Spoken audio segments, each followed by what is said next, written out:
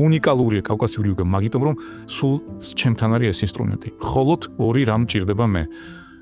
ჯანსაღი აზროვნების მარცვალი, კრიტიკული აზროვნების კონცენტრაცია და სუნთქვა ეს მესამეა. და წარმოგიდგენიათ, ეს მინიმალური ატრიბუტები ისეთ სიკეთეს მოუტანს ადამიანს, რომ აღარ დაანებებს ამას თავს, იმიტომ რომ ჩვენ უიც პრაქტიკატები ვიყავთ, ბევრი ძალიან კარგ შედეგზე გავიდა, აღფრთოვანებულია, არა მარტო ფიზიკური თვალსაზრისით, არამედ ცხოვრება მათი შეიცვალა. ნათელი მოეფინა ბევრ ამის, როდესაც ადამიანი ბუნდშია და მინჩია და აზრზე რა გააკეთოს, ამ ვარჯიშებს შეუძლიათ ძალუძს ეს ნათელი მოეფინოს, იმიტომ რომ ტვინი ლაგდება ირაკ. ხო, მინიმუმ შინაგანი სტრესული მდგომარეობა იხიზნება ეს. და ფეხებზე მკიდი ეხდებიან ბევრ სტრესული ფაქტორის მიმართ.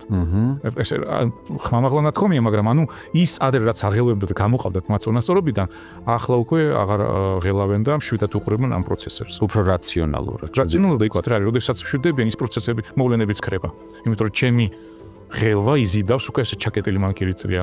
ვეძებ უკვე ხო ქვეცნობიერეთ რომ სულ ამ აღელვებულ ან სტრესულ მდგომარეობაში ვიყავ. როდესაც უკვე ტვინი ლაგდება, ტვინი რადგან ლაგდება, ის პროცესებს თვითონ ალაგებს.